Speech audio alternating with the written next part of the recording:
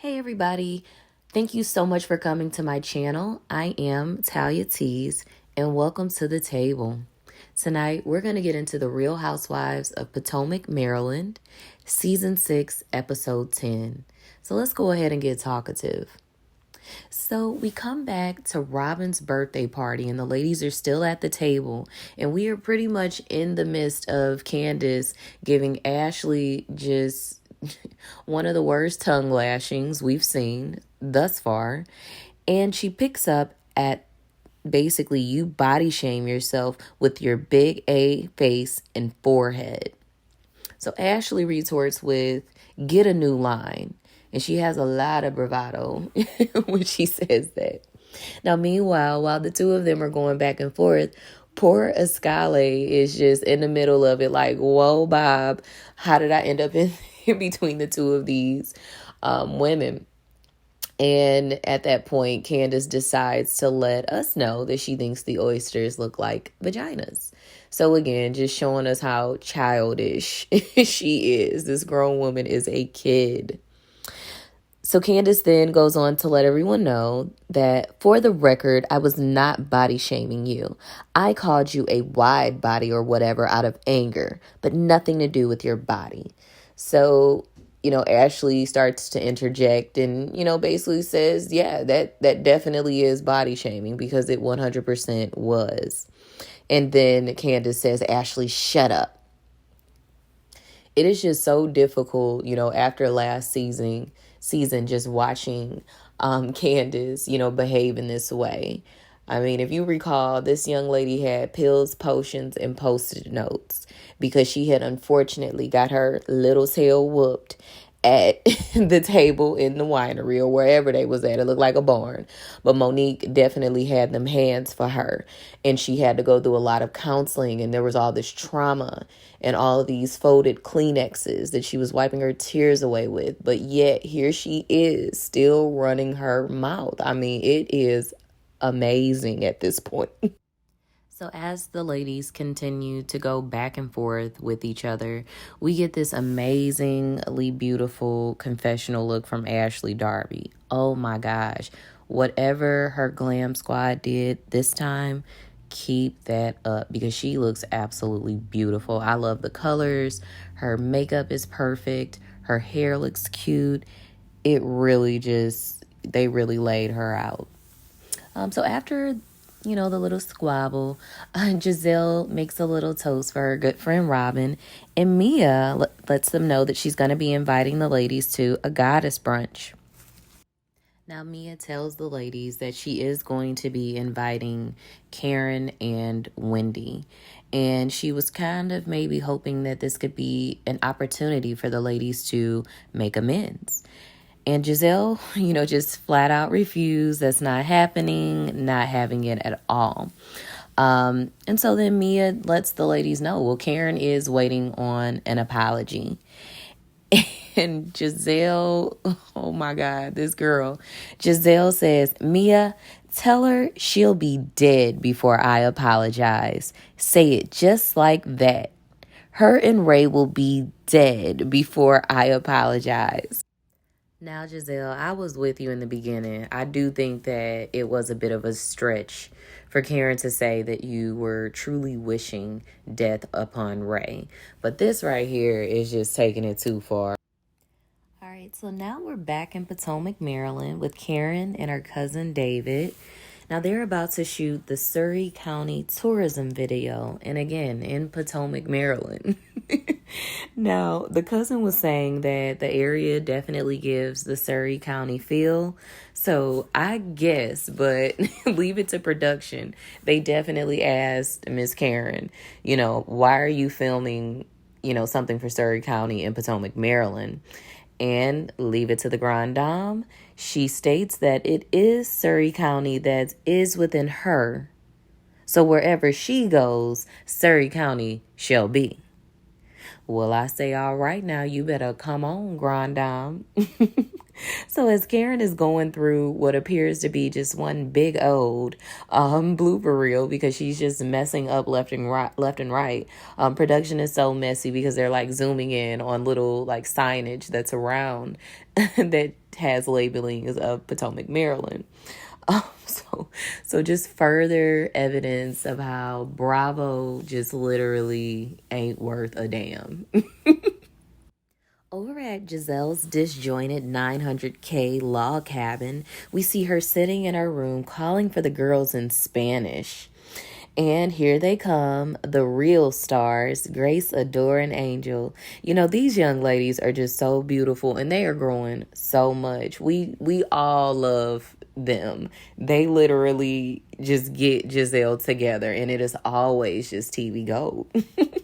So they mentioned, how they were chilling with Jamal over the, break or holiday rather. And, Giselle just kind of makes it known that, they're such good friends that, yeah, we do that. That's common and that probably won't stop.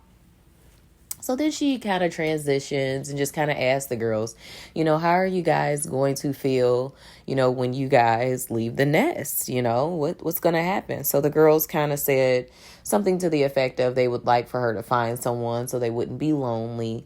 But then they also asked if she would actually consider getting married again. And, I'm not going to lie. To me, it was just a little bit of sadness in Giselle's eyes, just looking at her daughters, just saying, nope, I don't think that's gonna happen. Poor thing, she done been through so much with so many men, many men. Word to 50 Cent. She done been through many men, and at this point, her hope is defeated and she is jaded. God bless him. So then she kind of went on and talked about how her mom had apprehension with leaving her father because, a lot of women have that fear of unknown when it's now time for you to go out there and have to make that money or, be the breadwinner. That can be, an entire anxiety attack, in itself, just thinking about that for some women. So she just thinks that it's super duper important that her girls know that you need to follow your dreams, and your dreams and goals and happiness should not be hinged upon a relationship. You should be able to have happiness independent of a relationship with a man. And to that, I say amen. You know what, Giselle? You might be a shitty person, but no lie. If you did anything right in your life, it's these three girls right here. And I just know it in my heart. They are going to be all right because whatever she's doing with them, she is doing an amazing job. And this probably is the best scene that I've ever seen in the entire 6 seasons of Potomac that has showed her, motherhood in a flattering light. And I'll just leave it there. Over at Chris and Candace's house, we see Candace is walking into the house and Chris is in the kitchen making himself a little drink. Boy, I tell you, he has been getting lit this whole season. Every time we see Chris, he got a drink. So he asked how her practice was, and Candace, just can't help herself, decided to ignore him. Why is she just such a little child? Like, I don't see how you can put up with that. So Chris, he tries to push forward anyway, and he, makes mention, we got to pay the videographer and, we got to get the cars and stuff together. So Candace go, are you drinking? Chris says, yes, you stress me out. So in the confessional, Candace kind of dives into the fact that she feels very gross and unsettled when her and Chris are fighting. She's also nervous, to be without him, at the video set. And I think because of her nerves, she's really just lashing out. So then they start kind of talking a little bit deeper about extras and what the state of Maryland has in terms of requirements due to COVID. And Chris tells her, well, I'm not going to be there, so you can go ahead and count me out. So Candace doesn't really take that well because she kind of feels like, it's a little bit of a dig, that you're saying it in that way. And then Chris just pretty much takes the opportunity to just kind of unload. And he goes on to just basically tell her, you don't really seem to care about what's going on in my life. And pretty much all your stuff is prioritized as the most important.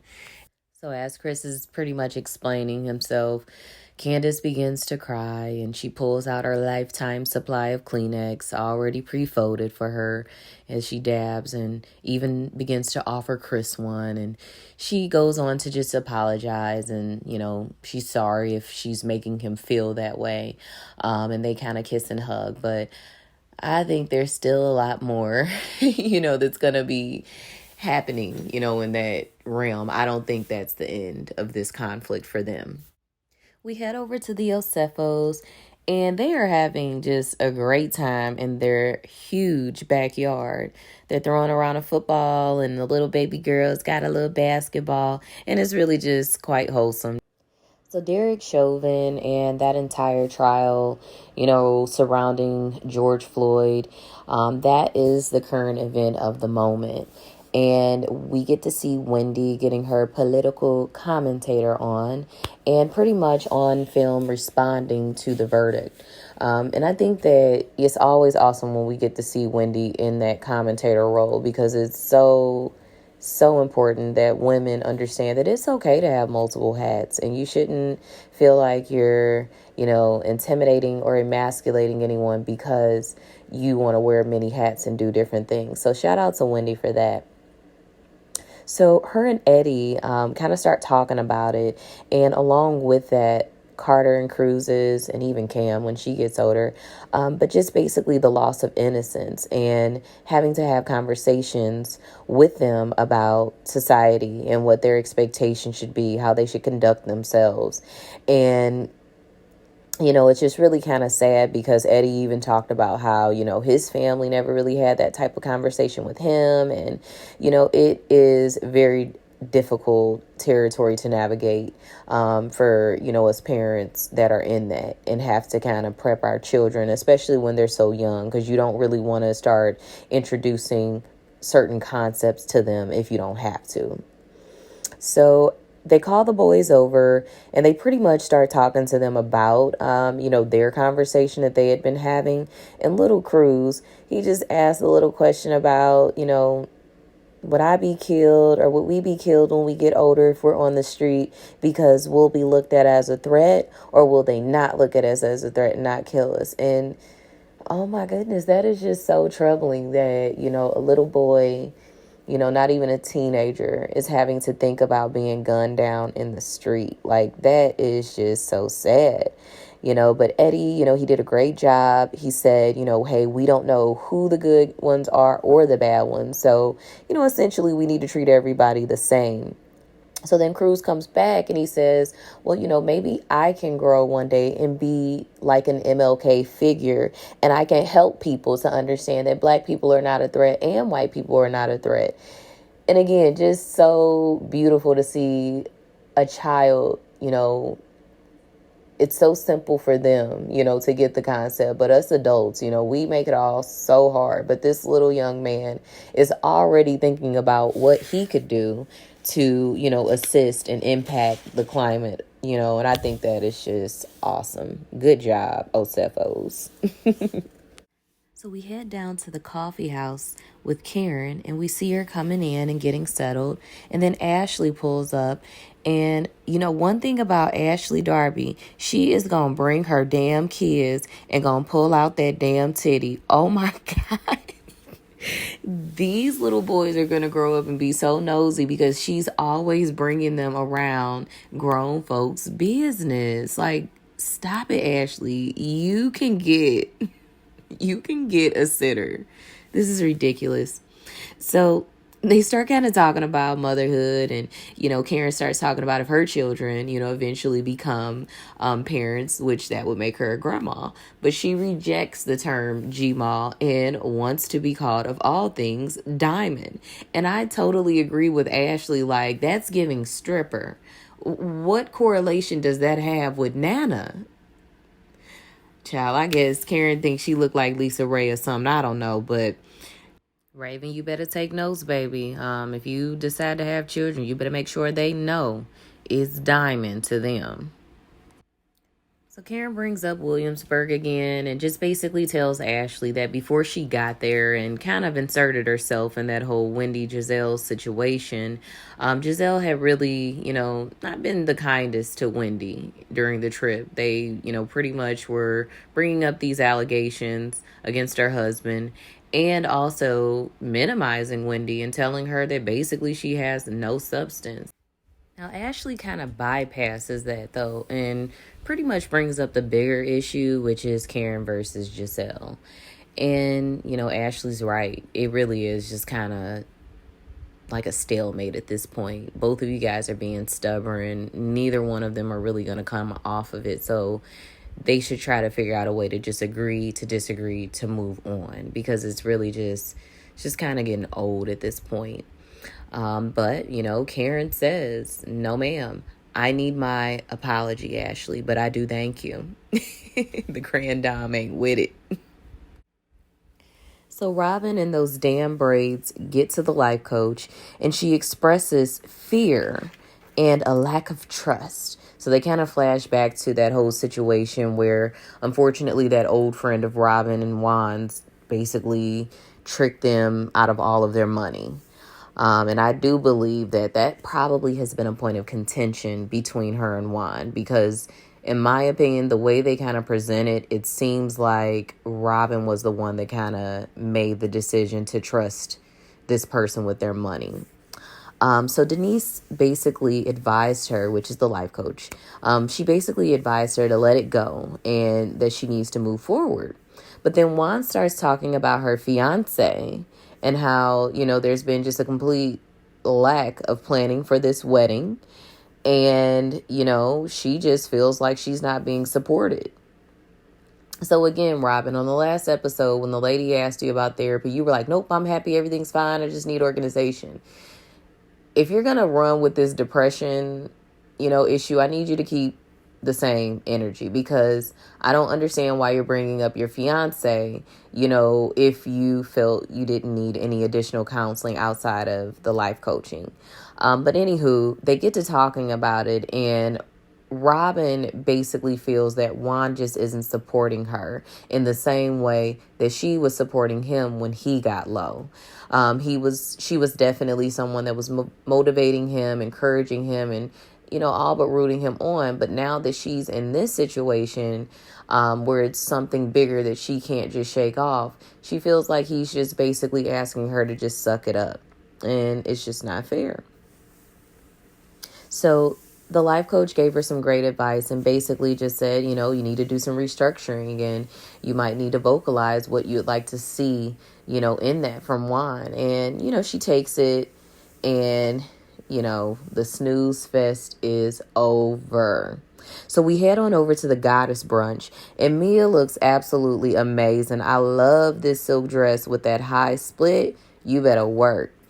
She's ready to, bring the women together, and, she speaks on how she's just so into empowering women. So then Karen's the first one to get there. She's also in all white. Love the bell-bottom pants. Wendy and Escale show up, and they both look great. I love the little mint colored, or maybe it was a light blue color that Wendy had on. Super cute jumper. And Escale serving Ethiopian princess. Yes, come through, young East African girl. I love it. Now this young lady can dress, and I think if for nothing else, they need to go ahead and let her own just to kind of help the fashions out, because she brings it. Good for you. Then here comes Ashley and baby Dylan. I tell you, when I seen that lady coming up trying to walk down them rocks with that stroller, I died, because Ashley, stop bringing baby Dylan everywhere. You got enough money to get a sitter, boo. I mean, it's just getting old. So Giselle gets there, and Wendy's tight. You can just see it all in her face. She's super duper tight. And she doesn't really speak to her. As far as she's concerned, the damage is done. But, I can't say I feel bad for Wendy, because that's what you get. That's what you get for trying to insert your head so far up this woman's butt. when you should have remained neutral and did it like a Scala is doing it this year. But that's for another time. So Candace comes up with a 27 piece from the beauty supply down in the hood that be like $14.99 on sale that sometimes they be having down in the bin. Girl, that shit look crazy. And when did Robyn get here? Like, I didn't even see her intro. And she finally took them braids out. Hallelujah. Praise God. She took them old ass braids out. Yes, your hair can now breathe again. Shout out to Tony. So Candace lets the ladies know that she has redefined her roles for Chris in an effort to reduce abrasion between the two of them. So, okay, I see what you're doing there. But she also lets them know that the video shoot is still on. Oh, joy. Now, Mia then tries to transition and just lets them know that, you know, we're going to go around the table and we're going to just say one thing that we love about each other. And that's absolutely just insanity because we all know they all hate each other. So Ashley starts out and she, you know, directs hers at Candace and she tells her that she respects her commitment to what she's doing. Then in the confessional, she goes on to say that her wig is moisturized and her cheeks are not swirling like there's nuts being stored away. Now, Ashley, if you're going to do the shade and the reads, do it like that. Keep it in your nice, proper schoolgirl voice because some minutes back on some other scenes, you was trying to get hood and that just don't work for you. So then Candace says that she thinks that Ashley's doing well in motherhood. And in her confessional, she said the shovel that she had to use to dig that compliment out is literally a nub. Now, I'm not going to lie. Candace has really she's been pretty hilarious in her confessionals. But yeah, you know, they did it. Good for them. So then Robyn says to Karen that she likes the funny times and can laugh at herself. And Karen quickly comes back and said, I learned how to laugh at myself from you. Now, I don't know if that was supposed to be shady or not, but I kind of thought that was funny. But she goes on to say that it is a breath of fresh air to be around, I guess, someone who doesn't take themselves so seriously. So I think that was cute. So Robyn says to Wendy that she loves her passion that she has for her family, but she's going to leave it at that. And this is the thing that I don't understand about these grown women, quote unquote. Why do you have to say all that at the end of that? Just say, I admire your compassion for your family, period. But all that, and I'm just going to leave that right there. It's like you just trying to reopen up some mess. Just annoying. So then Wendy says in her confessional, oh, yeah, so you admire the passion, but you support the person that's attacking my family. And it's like, yeah, that's what they do. That's what they do, Wyndham. Welcome. So Scala says to Giselle that she loves her confidence. She loves how opinionated she is and how she just presents herself as she is. And she's unapologetic. Then Scala says to Karen that she appreciates how wise she is, how she gives such great advice, and how she takes people under her wings. Heck, she even took her under her wing. Okay, Scala, I see you. So then Mia says to Giselle, well, what do you love about Karen? So, of course, Giselle, you know, she gets right to it and lets them know, you know, well, me and Karen, we aren't really in a good place. And Wendy is obviously mad. And Wendy interjected and said, don't assume. Giselle said, well, I haven't heard from you. Well, Wendy goes back, well, I haven't heard from you either. It's a two-way street, baby. So Mia says, you know, basically, Wendy, at the dinner, Giselle expressed that she did not believe the blogs. And y'all, we know that she said, they keep saying it. Every time they bring it up, they always preface it with, we don't believe it. But that's the issue. You keep saying it. If you don't believe it and this is really your friend, don't bring it up. Don't bring life to it. So Giselle, in her mind, truly believes that her bringing it up was just a defense for Eddie. and that, she feels that Wendy's just coming from out of space with this type of a reaction. And, Wendy just reiterates, well, I just feel that if we were really good friends, it would have been brought to me. So Giselle finally admits and says, well, for that, I do apologize. And that's the only thing I'm going to apologize for. But I did mention to Ashley that I would or needed to talk to you. So, okay, let's give it to Giselle. So at the table, it seems to be an understanding, and, it seems like everything's cool. But then in the confessional, Wendy just basically says it's still not. And she just feels like everything is surface with Giselle. So at this point, Giselle takes the opportunity to make things turn for the worse, as she accuses Karen as being the one, in fact, that's ruining families. So Candace then goes on to basically ask Giselle, the way things played out at the reunion, and it was a really messy way in which things came out about her and Jamal. Did that have an effect on their relationship? And with the utmost confidence and as quickly as possible, Giselle said no. Giselle was like, no effect. She says that she already knew that information before Monique dropped it. So I'm like, Candace, why didn't you say that then? There's no way I would have set up on that stage and let that girl do what she did if I already knew this. Like they say, you cannot spray me with my own tea. I'm going to get in front of that.